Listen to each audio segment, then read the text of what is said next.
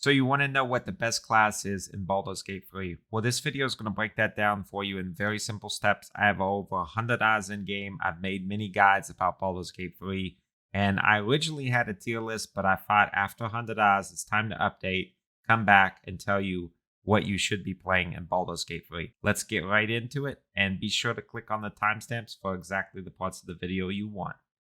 First up, we're going to be looking at Barbarian. What do I think about Barbarian? Number one, guys, in a very simple word, Barbarian is incredibly good.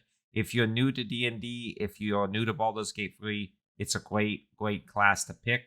In my opinion, by far, the best Barbarian is the Berserker, which we're going to be putting in S tier. Wild Heart and Wild Magic are not as good. Wild Heart being fairly strong, and I'm going to be putting that in A tier. And Wild Magic, I'm going to be putting in D tier. Oh, not College of Lore, Wild Magic. There we go. What do I think about Barbarian in general? The thing about a Barbarian, guys, is that it's very simple to play. If you're a new player, maybe you're coming with the PS5 launch of the game, or you're coming into the game and maybe you're just not that experienced in these type of games, and you're wondering what would be a really easy class for me to play, Barbarian is fantastic. The reason Barbarian is primarily so good is because it has a huge amount of hit points, has the highest hit points of any class. The feats that you're going to be taking, like Tavern Brawler or Great Weapon, is very easy. You don't have to worry too much about which feats you're going to be taking. You don't really have to worry about what weapons you're going to be using, because there's an amazing great sword right at the start of the game.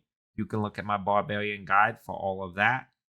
But yeah, it's really easy to play Barbarian, and I think anybody can access this class and play it in a very simple way. So Barbarian, in my opinion, is an S rank class and is just fantastic for beginners.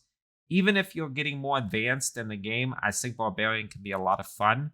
A lot of the reasons that people don't play this in D&D don't really apply outside of tabletop. You know, maybe in D&D tabletop, you wouldn't have as many options with a Barbarian as you would with other classes, but that doesn't really apply in Baldur's Gate 3. Strangely enough, Barbarians have a lot of unique dialogue choices that is actually quite strong, and so you can basically intimidate your way through a lot of situations as a Barbarian. Strength is just a great stat, strength and constitution, because a lot of times killing enemies quickly is the best case scenario. The only problem with Barbarian in general is that Barbarians have one weakness, which is trying to get in range. So there's going to be certain enemies, I don't want to put too many spoilers, but let's just say like the Hag, anybody that can TP around, anybody that can create duplicates of each other, can be really bad for a Barbarian, because they can't get in range. You're going to be spending a lot of your turns just actually accessing the enemies, trying to get to the back line. This can all be solved with spells like haste, but ultimately there are problems with Barbarian just in terms of getting the enemies. So working on your positioning and understanding where you should be standing, and especially getting your Barbarian to the start of the combat, like getting your Barbarian leading the pack, so that they're not in the back and have to spend a turn just running and basically, running up to where they can hit somebody, is really important. So that's my little tips there for Barbarian. But ultimately, guys, if you're a new player, fantastic class to start out with. I would highly recommend Barbarian, specifically the Berserker subclass. Let's go on to Bard. What do I think about Bard? Bard can be really good. All of the dialogue classes, honestly, guys, that, the classes that specifically focus on dialogue, and Bard is probably one of the strongest of these. Honestly, a lot of other classes do fine in dialogue.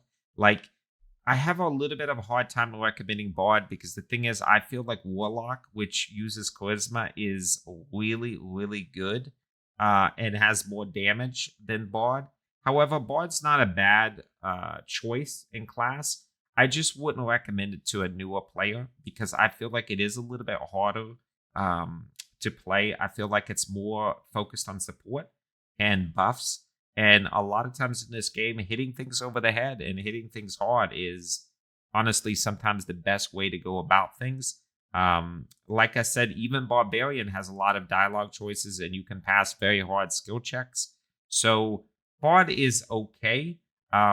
Another option you have if you really are into the persuasion side of things is playing Thief, which also is quite good, especially if you're playing Assassin. So Bard, I would say, is just kind of in the mid tier. I'm going to put College of Swords probably in high B, and then I'm going to probably put College of Lore and College of Valor probably in C. I've played around with all of these subclasses, just messing around in game, maybe like an hour or two. I was not impressed, in my opinion, guys. I just don't think that Bard is nowhere near the best class. And I'm sure I'm going to get a lot of comments about this, but just in my opinion, I think that there's a lot of things that you can pick, and Baldur's Gate 3 is going to be simpler to play and going to be better for you. Especially as a beginner player, I would steer away from the Bard. Let's look at Cleric. This, guys, I will admit, my last tier list, I put the Cleric fairly low. After playing more of the game and really investigating the Cleric, I can tell you 100% I was very wrong. The Cleric is strong. A lot of people had commented to me about how broken the Cleric is. And the more I investigated it and actually dug deep into the game, the Cleric is quite strong. Now, I'm going to put straight away, in my opinion, my favorite domain, which is the Tempest domain. Tempest, you basically can get a reaction where you can do thunder and lightning damage. I think this is really good. And then I'm going to put Shadowheart's domain, the trickery domain, unless you respect her, probably as the worst Cleric, which is probably going to be like an A tier. All of these others, the knowledge, the life, I would say life is another one that I wouldn't really say is too good. Now, I have had limited playtime with some of these because obviously, even with 100 hours, you can't play for hours and hours with each subclass. But I will tell you, Tempest is very good. And I believe War and Light are the other two ones that are really, really good. The Knowledge and Nature, I feel, are worse. And I'm going to put them in A tier. But overall, the Cleric, what is so good about it? Cleric has some of the best support spells in the game of just buffing your party insanely. Things like Bless in the early part of the game is really, really strong. You can heal your party with a Cleric. You can hit fairly hard with a Cleric. Cleric is the ultimate multi-class. This is why, like, Warrior, this is why things like Eldritch Knight basically don't even matter. You don't need to be an Eldritch Knight because you can be a Cleric and do everything that the Eldritch Knight does, but better. Cleric is basically the ultimate magic / physical damage dealer, to where they are the perfect intersection. If you want to play a spell, kind of like a spell blade, if you want to actually be able to do some damage but also cast some spells, that's basically what Cleric is in this game. Clerics are really, really good, and the support spells that they have are amazing, putting them way above the Bard, in my opinion. The Cleric is just really a very, very broken class. I think that especially if you choose Tempest, Light, or War Domain, you're going to be so happy. If it's your first time playing the game, I would say there's other classes that are simpler, like the Paladin and the Barbarian. However, if you're even getting to the point where you feel like you have an intermediate level of knowledge, or you've looked at a couple of my guides and are like, okay, I'm ready to maybe multi-class in a light way, Cleric is super good, guys. It's a really fun class as well. There's a lot of uniqueness, so all of the domains actually do feel like there's some differences, which is going to be different than something I'm going to be talking about later, the Wizard. But yeah, Cleric, great class, guys. Highly recommend it. Let's go on now to the Druid. Guys, I wish I could say the Druid was good, but I can't say the Druid is good. I'm going to be playing more and actually maybe doing a guide on Circles of Spore. I think Circles of Spore is the only one that's decent here. So I'm going to put that in the A tier. Circle of the Land and Circle of the Moon, I'm going to be putting into the C tier. The Druid doesn't have much going for it, guys. Talking with animals, changing into animals, it's honestly not that great. Like, it sounds good conceptually and for role playing, as we all see with the infamous bear scene, it can be strong, but the problem is that it just doesn't play that well. Every time I played as a druid or changed my class into a druid, I was honestly a little disappointed and underwhelmed with how the class does. Like I said, I think Circle of Spores, just being able to put out these kind of like poisonous spores and deal AoE damage in a radius is probably the best. But honestly, guys, it's not that good. It's just something that is interesting. The class is definitely interesting, but only for immediate and advanced players. If you are thinking about getting into Baldur's Gate 3, maybe you're coming in with the PS5 launch, guys, let me just tell you, there is no reason that you should be playing as a druid. There's so many play styles that are both easier, funner, better at dialogue, better at combat. It doesn't really matter what you look at it. I just don't think the druid stacks up. Let's go on to warrior. After Berserker, warrior is really, really good. I personally like, out of trying all three of these, I think Battle Master is probably the best warrior, in my opinion. Went to D, but that's not where I wanted it to go. Battle Master is in the S tier. Warrior is fantastic, guys. If you're starting out in the game and you do not want to play as a Barbarian, another solid option is the Warrior. Now, I will tell you this, guys. I don't think the Warrior is as good as either the Paladin or the Barbarian. But Warrior is strong. You also have a companion, Lizelle, very early in the game that is a Warrior.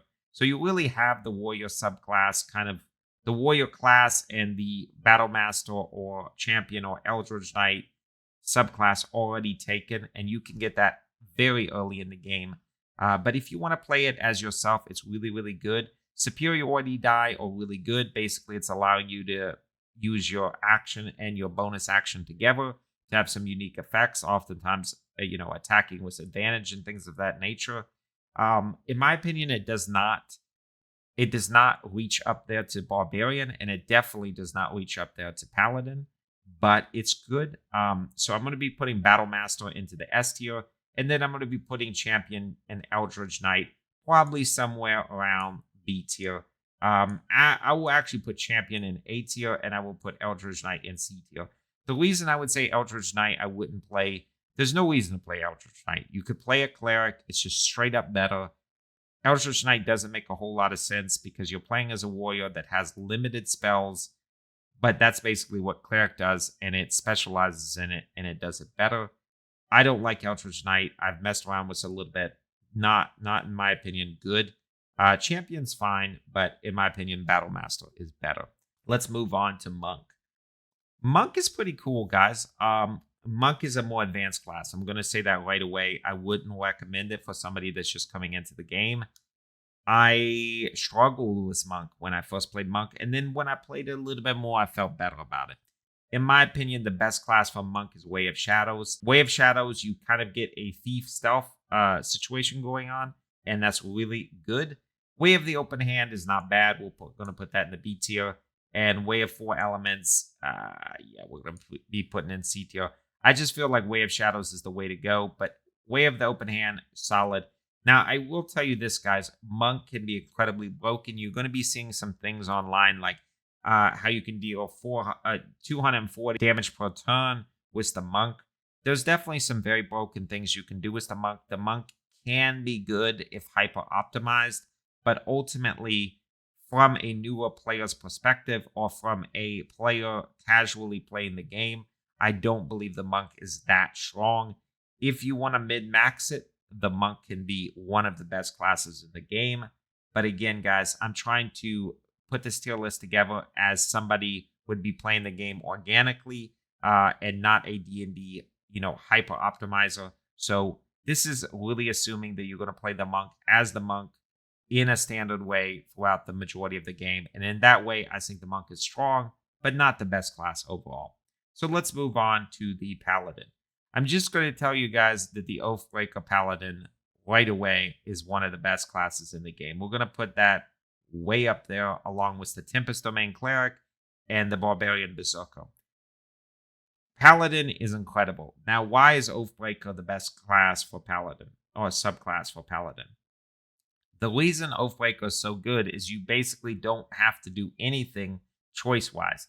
So Oath of the Ancients, Oath of Devotion, Oath of Vengeance, you're going to be locked into a certain playstyle in order to play as a Paladin. And really, that is the only disadvantage of playing as a Paladin. Because I will tell you right away, all of these are at least in the A tier, and probably Oath of Vengeance is also in the S tier. The thing is, if you become an Oathbreaker, number one, the dialogue is super cool. Number two, you can basically do whatever you want. And number three, you're basically a absolute badass. Just become an Oathbreaker, guys. Honestly, it's not bad. Like, it makes it sound like this is just a huge negative. It's not. If anything, it's a buff. Oathbreaker is fantastic. The dialogue is super good. What's so good about the Paladin is Charisma is one of your main stats. Charisma is an incredibly good stat in the game, unlike other trash stats like Intelligence.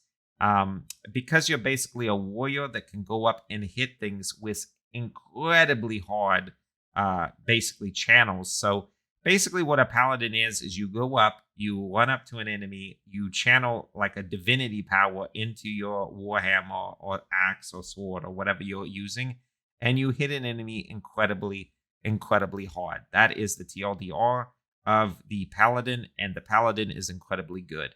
If you want to see an example of how broken this is, definitely check out my guide on how to become 4 God of Lightning and Thunder in game. Paladin is one of the funnest ways to play the game. I would highly recommend also picking up Dark Urge. It's just kind of crazy, guys. Paladin is the game on easy mode. That's the honest truth. In terms of actual difficulty for playing, I would say after Barbarian, Paladin is the single easiest class to play. You're really good in dialogue, and you're really good in combat, and you have a good amount of HP, only really behind the Barbarian and maybe the Warrior, but it's much easier to play than the Warrior because you're basically DPSing down really high value targets, and a lot of times in Baldur's Gate 3, the single best thing you can do is just kill an enemy quickly, which is what the Paladin excels at. The Paladin is also one of the best boss killers in the game. So Paladin, in my opinion, is extremely, extremely strong. Now we are going on to the Hunter. Guys, I'm going to put the Hunter right here where it deserves in B tier. I'll put the Gloomstalker on C tier. I'm going to put the Gloomstalker on C tier. Now, me and my wife played a lot of Hunter because I played as Druid Warden. I played a Hunter when we were doing our co-op play. I'm going to tell you Hunter sucks. It sucks big time. It's not great. It just ranged in this game, guys. If you want to play a ranged character, you are much better off playing a thief with, like, let's say like a crossbow and hitting from stealth, or you're much better off playing a mage, and let's say you're playing like a warlock, or you're playing a wizard and you're hitting from a good distance away with magic that can be AoE. Don't play a Hunter. It's one of the least forgiving classes. It's got very low HP. It really sucks for a newbie. Like, if you're a beginner to the game, I would say one of the worst things you can do is play as a Hunter. I found the game very hard. My wife is new to this type of game, and she played around with a Hunter, and it was basically impossible to win fights. If you don't know what you're doing, a Hunter is one of the more unforgiving classes in the entire game. And even if you're learning the Hunter, it is so little in terms of advantages compared to the disadvantages of playing a Hunter. I would really only put the Hunter up there as a role-playing class. It is not great, and I would not recommend at all. In my opinion, TLDR, don't play the Hunter. What do I think about the Thief, Assassin, and Arcane Trickster? So we're talking about the Rogues subclasses. Assassin's great, guys. We'll put it right up here at A. Assassin's great. You basically get to strike first in combat. You get like basically advantage on it, so you can hit really, really, really hard.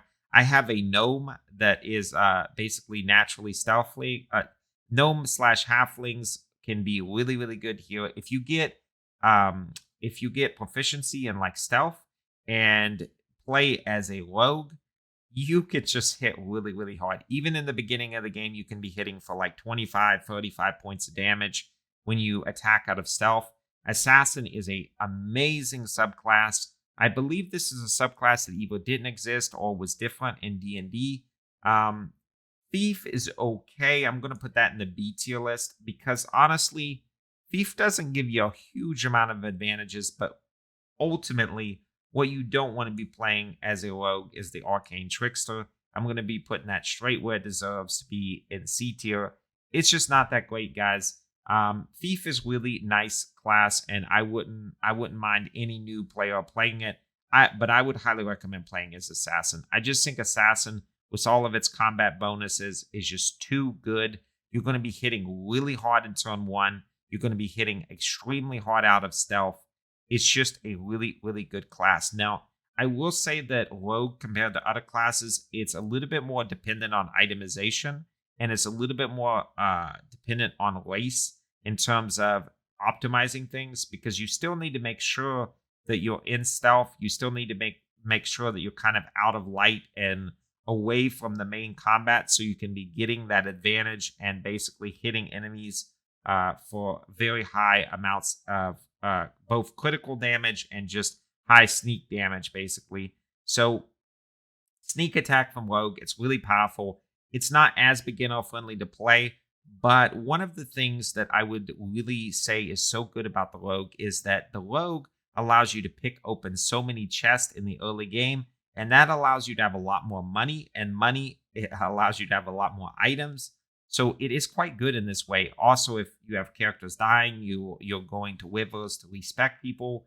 You're going to need some money, guys. And Thief is the best class in the game to actually get money.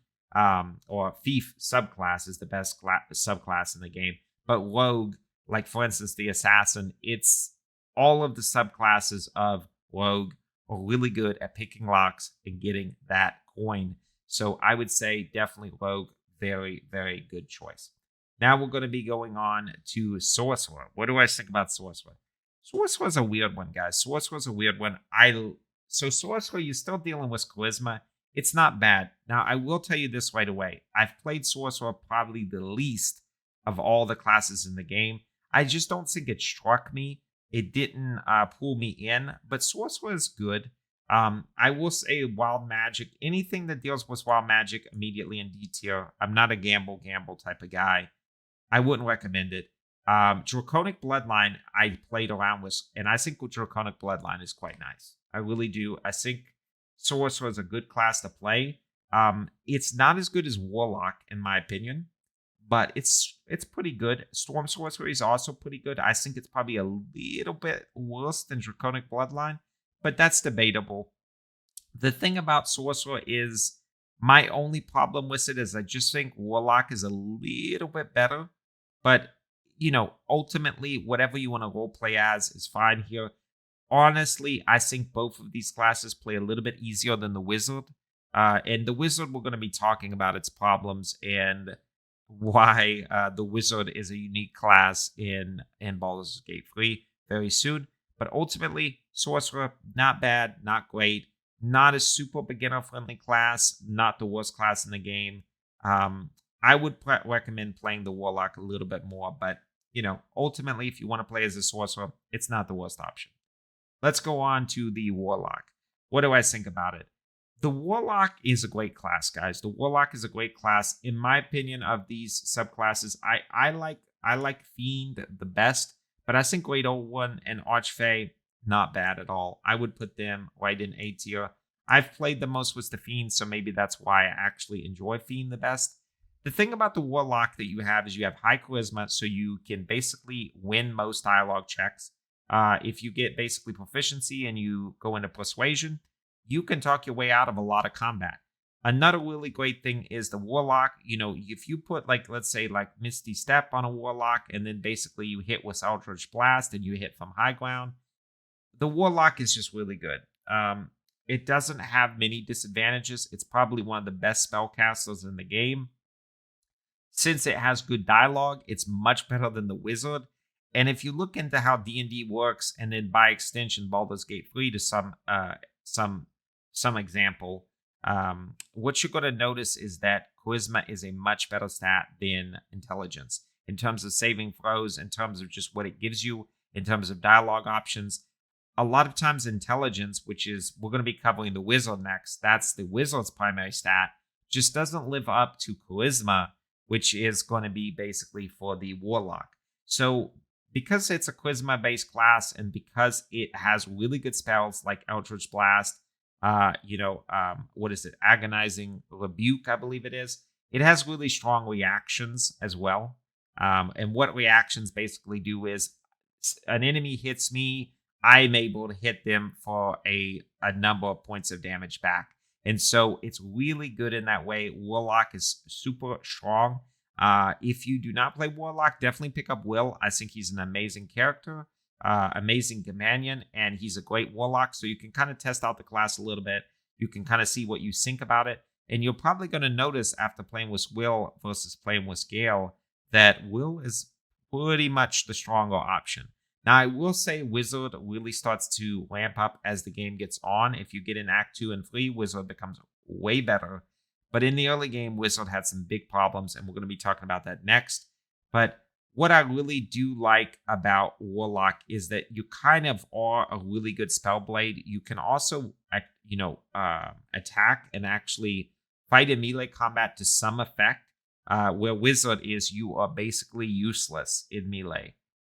So yeah, I think Warlock is way more forgiving for newer players, and I think it's a good class. I would highly recommend it. Maybe try out the Fiend subclass, but ultimately, you're going to be in good hands if you play as a Warlock. Let's go on to the Wizard. The Wizard is one of those like level 12 classes that is extremely strong, guys, but it's really the ultimate scaling class. If you play in like League, it's like playing Cogbar or somebody, where the champion is just dog trash in the beginning of the game, and then when he gets to like 45 minutes, he's a god. That's basically the Wizard in a nutshell. It's a class that has incredible scaling, but has very, very poor level 1 damage. Another big problem about the Wizard class is the companion that you do get that's a Wizard, Gale, requires magical artifacts. So it's that might prompt you to like, hey, I should play a Wizard myself so I don't have to use Gale. And I do recommend Gale. I like him as a character, but it's a disadvantage to him as a companion. The class isn't very noob friendly, guys. And the reason primarily of why that is the case is because intelligence does almost nothing for you in terms of saving throws, is really bad in dialogue. So you're not going to be talking your way out of situations as a Wizard. And has very low hit points. So that means that you have to be really aware of where you are in a combat scenario, or you're going to be insta-shot. I can't tell you how many times somebody basically ran up to Gale, walked past my front line, just ran up to Gale and killed him in one turn. So because of that, guys, and when I was playing Wizard, I had this exact same problem. If I wasn't extremely careful about where I was, how I could hit my spells from max range, and being aware, especially of archers. Archers tend to be Wizard's worst enemy. You can get killed very easily. This is not a noob-friendly class. This is a very intermediate to advanced class, is what I would say. What do I think about the schools of magic for wizardry? I like necromancy. I'm going to put that in A tier.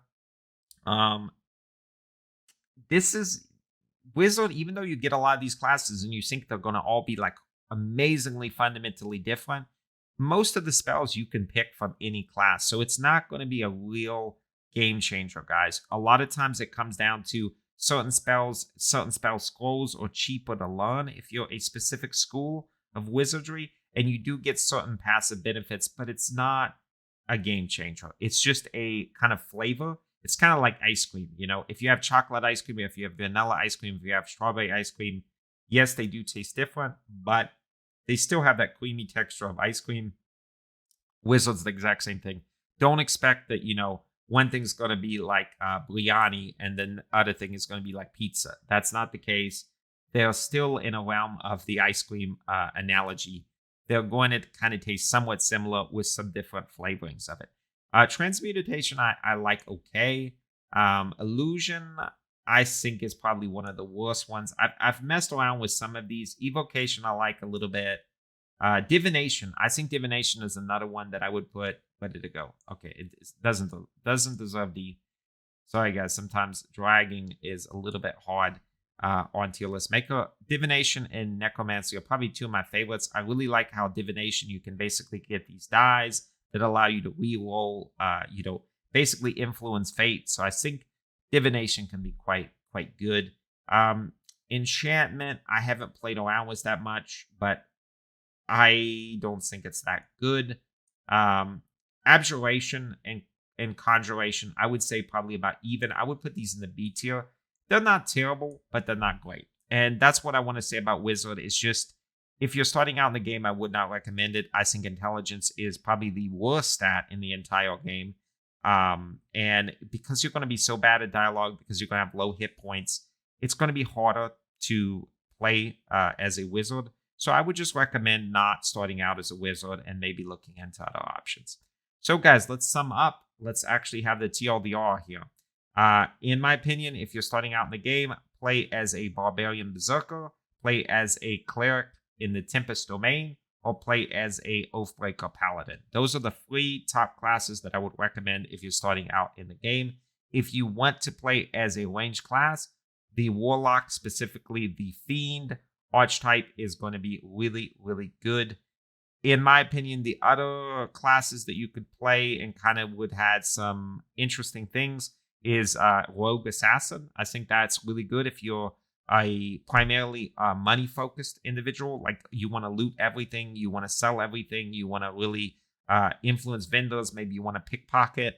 I think definitely playing as Assassin, as a Rogue Assassin, is really good.